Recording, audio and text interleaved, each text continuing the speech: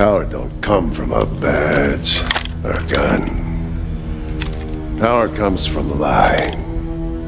Lying big and getting the whole damn world to play along with you. Once you got everybody agreeing with what they know in their hearts ain't true, you got them by the balls. There's what, maybe 500 people in this hospital. I could pump you full of bullets right now, and I wouldn't even be arrested. Everyone would lie for me, everyone who counts. Otherwise, all their own lies, everything that runs in the city, it all comes tumbling down like a pack of cards. L'extrait que vous venez de voir provient de Sin City, fait par Frank Miller et Robert Rodriguez, basé sur le comics du même nom d'un de ses réalisateurs. Ce film est un point de départ, une révolution. Tout est fluide, beau, précis, le numérique, les effets spéciaux, tout y est. Quentin Tarantino, qui a filmé une des scènes, disait que les gens pensent que Sin City a fait un film comme un comics. Mais lui atteste au contraire que Sin City a fait un comics sur grand écran. Et c'est donc pour moi ce film qui amène les comics à un autre niveau. Ce que Alan Moore préfère séparer, pour lui les comics ont leur propre style, leur propre langage, leurs propres règles, ce que les films n'ont pas, puisque c'est une autre forme d'art, et donc ils ont aussi leur propre style, leur propre langage et leurs propres règles. Un film doit être écrit pour le cinéma. Mes films favoris ont été écrits pour le cinéma. Ils n'ont pas des adaptations de comic book ou de séries télévisées que tout le monde aimait ou détestait dans les années 60. Mais la raison est surtout une raison purement d'argent. Pour parler de ses propres œuvres ayant été déclinées, il a toujours condamné cette envie de faire du business sur ses œuvres. Elles ont une place et un temps qui aujourd'hui, le retranscrire sous une autre forme serait forcément bien différent. Le message ne serait pas le même. Et si la raison de la chute des comics résidait dans ce constat ?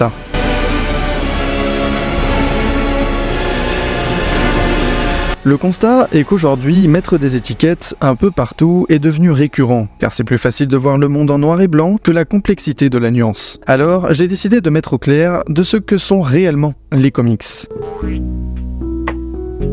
Cette idée que les comics soient uniquement américains provient forcément de leur origine, bien que discutée encore aujourd'hui, puisqu'il y a beaucoup de débats autour du vrai premier comics qui a existé. En premier, il y a Les Amours de Monsieur Vieux-Bois, sorti en 1837. Après, nous avons The Yellow Kid in McFadden's Flats, mais considéré pour de nombreux historiens comme le premier comic book moderne, celui qui a posé les bases de ce que nous connaissons aujourd'hui, Famous Funnies. Famous Funnies fut publié par Eastern Color Press en 1933, marquant le début de l'ère des comic books aux États-Unis. Il présentait des réimpressions de bandes dessinées humoristiques et d'aventures. C'était destiné à un large public avec une qualité de papier médiocre, mais du coup un prix abordable de 10 cents et une sortie mensuelle. Alors pourquoi celui-ci plutôt qu'un autre ? Puisque c'est la première réussite visant à regrouper des bandes dessinées dans un format de magazine périodique, ce qui popularisa les comics. Mais c'est sans compter sur l'avènement majeur de la sortie de Action Comics 1, Superman, en 1938. Il sort et Superman est devenu un symbole de la culture américaine, représentant des idéaux nobles et servant de source d'inspiration. Tout le monde en parle, c'est un succès colossal, des rassemblements se créent pour parler des comics, certains lecteurs ont même commencé à collectionner les comic books, et suivi l'apparition de Batman en 1939 dans le Detective Comics 27 qui renforça cette tendance. La popularité augmente, mais malheureusement la guerre aussi.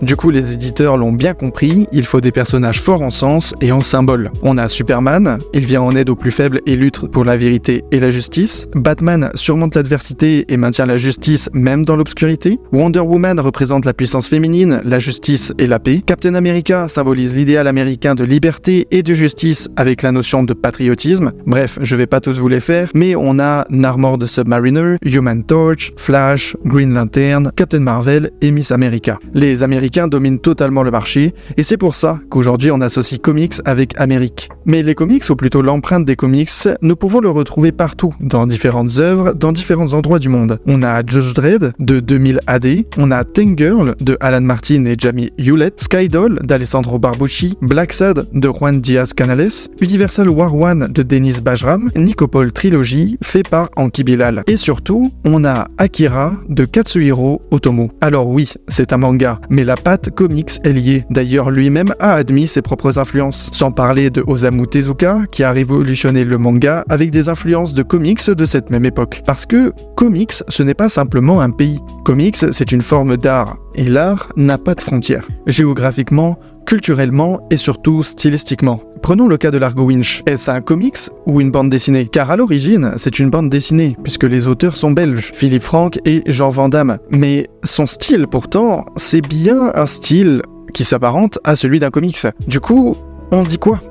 Vraie question. Bref, tout ça pour dire que je déteste le fait qu'on se contente de dire simplement manga égale Japon, comics égale USA, Europe égale BD, alors que tout est art. La distinction entre comics, manga et bande dessinée peut être floue, et il est important de le reconnaître. Il y a des œuvres comme Scott Pilgrim de Brian Lee O'Malley ou encore Afro Samurai de Takashi Okazaki qui prennent différentes formes et traditions artistiquement. Alors, réduire ces œuvres d'art à une simple association géographique ne rend pas justice à sa richesse ni à sa diversité. Bien que le format, le style narratif, la longueur des séries, la mise en page, les dessins, le genre, les thèmes et le sens de lecture soient des caractéristiques importantes pour qualifier une œuvre, dans une certaine catégorie, je pense tout de même que chaque œuvre mérite d'être appréciée pour ses propres caractéristiques artistiques. Ce qui nous amène à notre second point.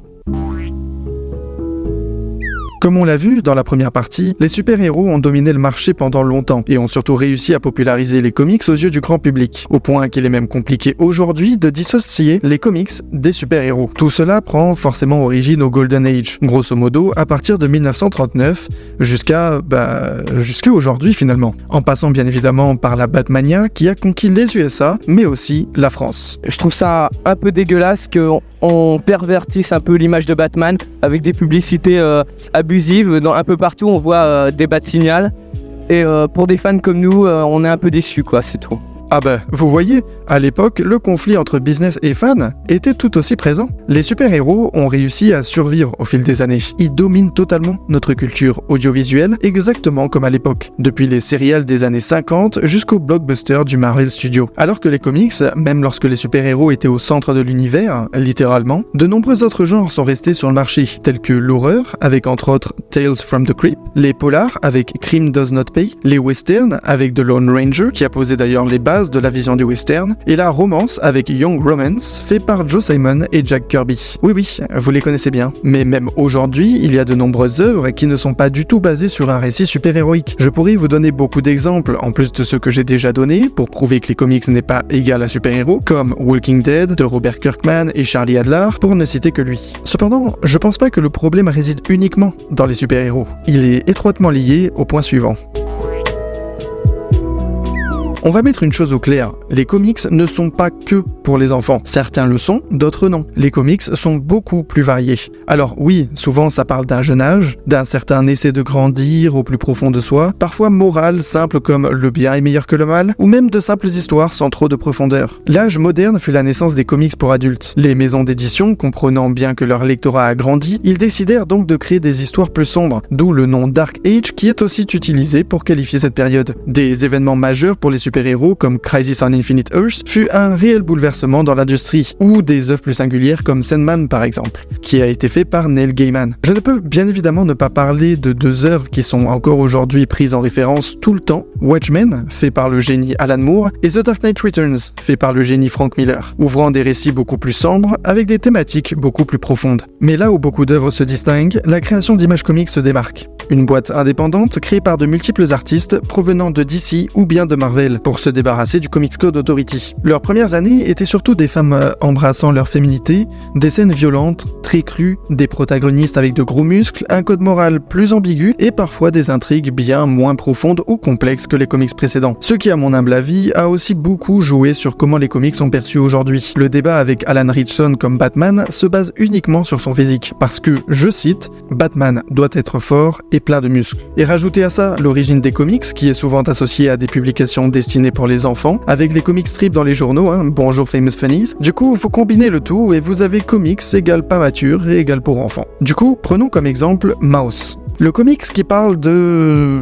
Bon, je crois que j'ai pas vraiment besoin d'expliquer, je pense que la couverture couvre le tout. Du coup, sous cet air animalier enfantin se cache quelque chose de beaucoup plus profond, ce qui fut reconnu mondialement avec le prix Pulitzer, qui est un prix d'ailleurs extrêmement prestigieux, et il est encore plus quand on sait que les comics ne sont normalement pas pris en compte, et qu'ils ont fait une exception pour cette œuvre-là, car il était mis dans une catégorie Special Awards and Citations, qui est donc une mention spéciale et pas un prix traditionnel. Ce comics, d'ailleurs, est le seul à avoir remporté un prix Pulitzer, ce qui provoque provoqua un changement de mentalité sur cet art. Enfin, oui et non, car on préfère toujours séparer les comics avec les romans graphiques, l'un catégorisant que c'est pour les enfants ou super-héros, et l'autre pour dire qu'il y a une narration de grande qualité. En gros, au lieu de dire comics, dites roman graphique pour mieux briller en société. C'est ce que déplorait d'ailleurs Alan Moore, oui, encore toi, car cette appellation aujourd'hui s'est déclinée en une simple combinaison de plusieurs comics en un seul tome, mais on dit que c'est un roman graphique, donc ça doit bien valoir plus cher. Vague! Désolé, je dis vague. Comme on a pu le voir avec Image Comics et sa popularité grandissante, oui, les comics ont eu cette image faite pour les hommes, avec des histoires très axées ouvertes d'esprit, devrais-je dire, lui vaut dans ses premières années d'être une compagnie racoleuse. En même temps, le CCA n'avait pas de pouvoir sur eux, donc autant en profiter. Mais bon, il existe des comics qui incluent de plus en plus de personnages féminins forts, et surtout des créatrices contribuant à une représentation plus diversifiée et équilibrée des genres. Comme exemple Saga, créé par Brian K. Vaughan et Fiona Staples, Miss Marvel, fait par J. Willow Wilson et Adrienne Alphona, Monstress, fait par Marjorie Liu et Sana Takeda, et Beach Planet de Kelly Sue DeConnick et Valentine Delandro. Encore une fois, l'art n'a pas de limite.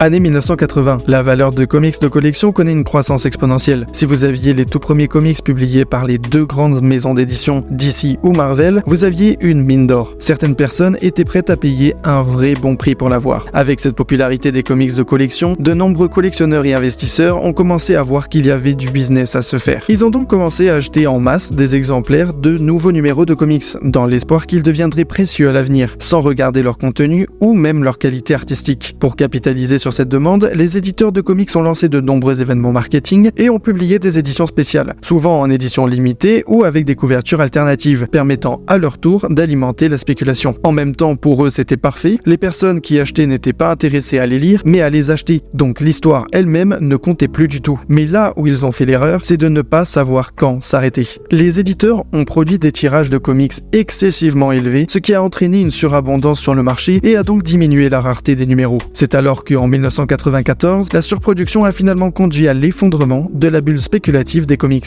L'histoire bien connue d'ailleurs, c'est celle de Death of Superman. La série Death of Superman a été massivement médiatisée à l'époque, suscitant un énorme engouement dans le monde des comics. De nombreux collectionneurs ont acheté plusieurs exemplaires de Superman, espérant qu'il deviendrait un article de collection précieux, dans l'espoir de les revendre plus tard avec un bénéfice significatif en raison de son importance supposée dans l'histoire des comics. Cependant, la spéculation sur Superman 75 a entraîné une surproduction et donc une survalorisation du numéro. DC Comics a tiré des millions d'exemplaires de cette édition, le rendant largement disponible sur le marché. Ensuite, il y a eu la résurrection de Superman avec Superman The Return of Superman, ce qui a créé une perte d'intérêt pour sa mort et par la même occasion, une perte de sa valeur. Encore aujourd'hui, alors que certaines éditions de comics peuvent être extrêmement chères, certains comics rares ou éditions spéciales peuvent atteindre des prix élevés. Les comics ont beaucoup d'options plus abordables. Tout dépend forcément de la qualité du papier. Vous n'avez pas toujours besoin d'acheter des éditions que l'on appelle hardcover pour pouvoir lire un comics. Les éditions papier appelées paperback sont beaucoup plus abordables et tout aussi bien. Il existe aussi des comics de poche, comme on a pu le voir plusieurs fois chez Urban Comics, avec des comics à 5€ ou même Panini. Il y a des éditions comme Omnibus qui regroupent plusieurs histoires permettant d'avoir un meilleur rapport quantité-prix, ou sinon dans un tout autre style, les comics numériques, qu'ils soient avec ou sans abonnement à des services de lecture en ligne. Donc il y en a pour tous les goûts et pour tous les budgets.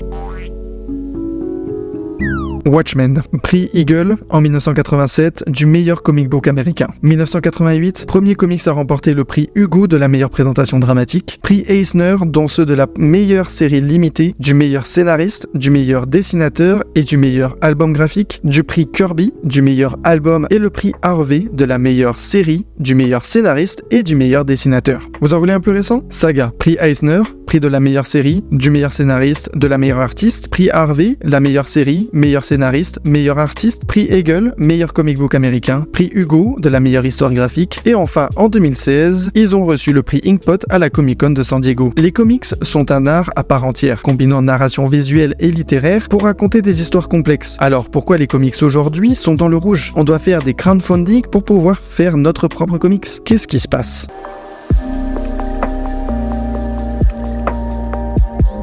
La baisse des ventes de comics au cours des dernières années peut être attribuée à 3 facteurs principaux. Le premier, la disponibilité des comics en ligne. Les prix sont dérisoires pour un livre et permet surtout de contourner les problèmes papier, qui sont pour le coup la cause de la hausse des prix, et vous comprenez bien que si un nouveau lecteur voit des prix astronomiques, collection ou pas collection, l'envie est moindre. Surtout lorsque on regarde à son concurrent direct qui est le manga, il n'y a pas vraiment photo. Le contexte du Covid ou même de la guerre fait beaucoup de mal aux comics. Il y a eu des fermetures temporaires de librairies spécialisées ainsi que des perturbations dans la chaîne d'approvisionnement. De plus, de nombreux événements de conventions de comics comme la Comic-Con de San Diego, le Toronto Comics Art, la Comic-Con ont été annulés ou reportés lors du Covid, ou alors même parfois abandonnés par de gros studios comme Marvel, Netflix et Sony, donc c'est pas vraiment génial pour la pub, même si le DC Fandom essayait quand même de récupérer les fans, je dois bien le concéder.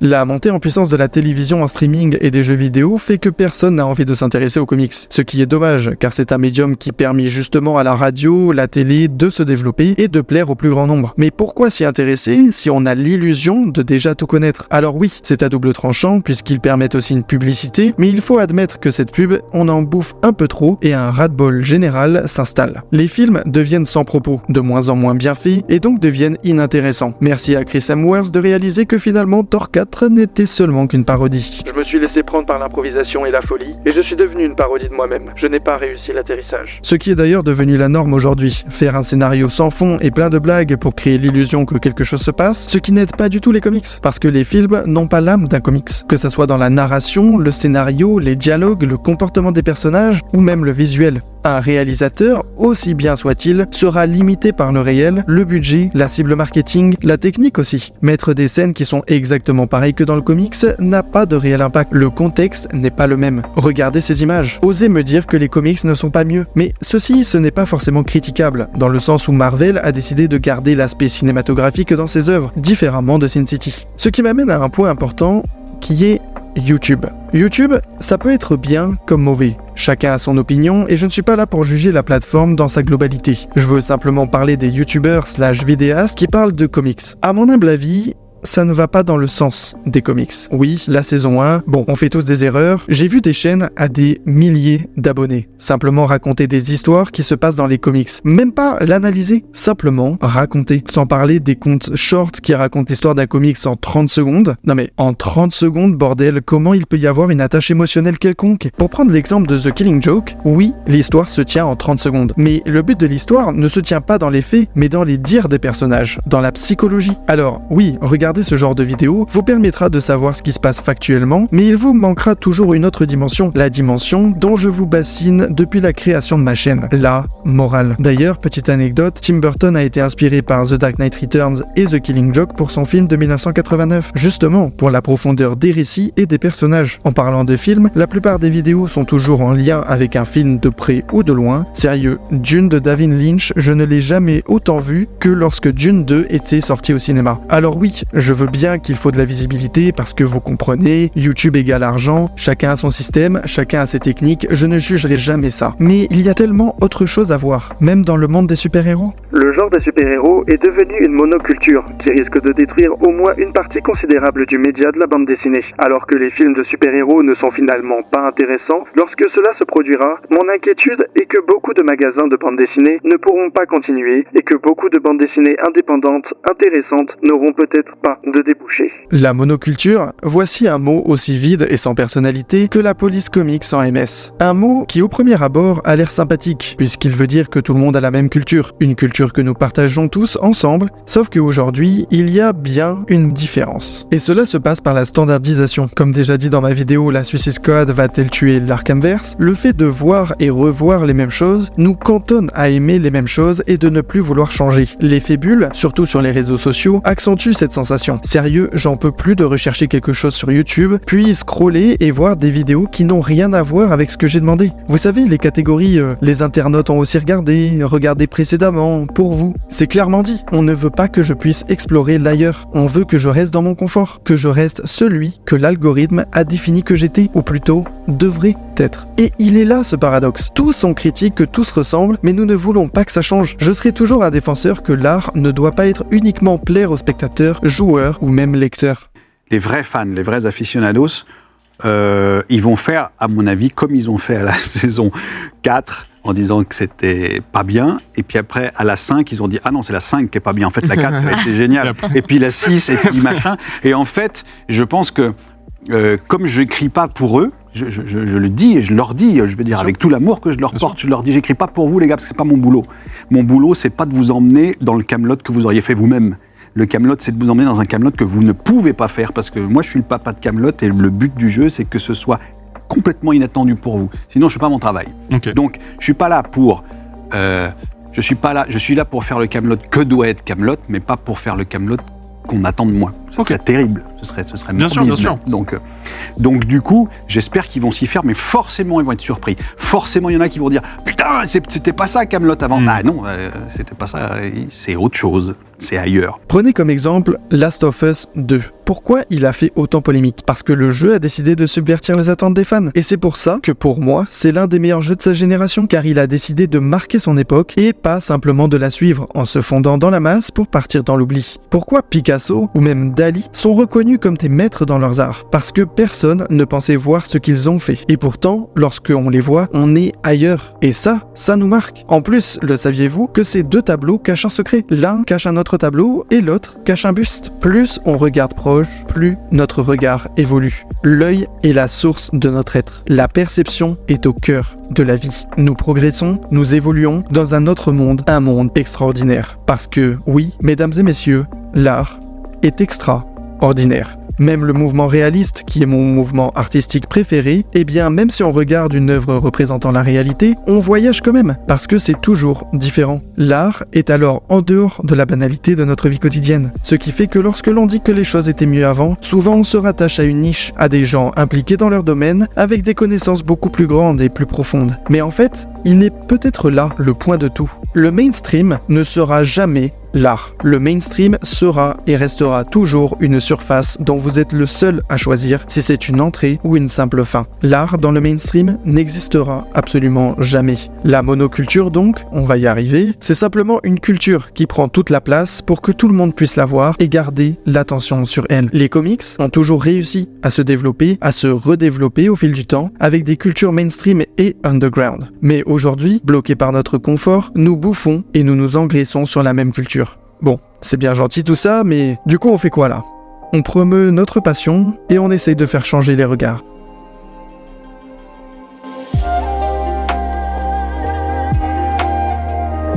Alors pourquoi je parle aujourd'hui de disparition des comics ? Malgré les nombreux facteurs optimistes sur certains chiffres, je vous mets en lien une analyse sur le marché du comics avec tout ce que ça engendre et surtout avec ses concurrents. Eh bien l'estimation pour son futur a l'air plutôt radieux. Les chiffres ne mentent pas comme on dit, et pourtant, mon ressenti, c'est pas le seul. Et si en fait, on regardait tous du mauvais côté ? Les comics sont un art de vivre. Lorsque je vois Alan Moore qui ne veut plus voir les comics car c'est douloureux de revoir les histoires qu'il a fait, dans le contexte dans lequel l'industrie du comics a évolué, et surtout la perte d'amis qu'il a eu, est-ce que ça serait pas ça qu'aujourd'hui on manque cruellement ? Des gens qui écrivent littéralement leur vie et leur âme dans leurs œuvres. Un vrai désir de montrer au monde qui ils sont. La compétition entre les géants de l'industrie a donné naissance à de nouvelles maisons d'édition qui, eux, veulent faire à leur sauce, diversifient les histoires, les propos, et donc conduit à une diversification de cet art. Les comics aujourd'hui ne vont pas disparaître en tant que médium, mais en signification. Les comics ne sont plus un repère, ce sont devenus des objets. Aujourd'hui, avec notre société qui demande du même, mais qui finalement critique le fait que ça soit toujours pareil, fait que l'on consent nous-mêmes à la disparition de l'art, nous continuons à faire vivre des produits sans cœur,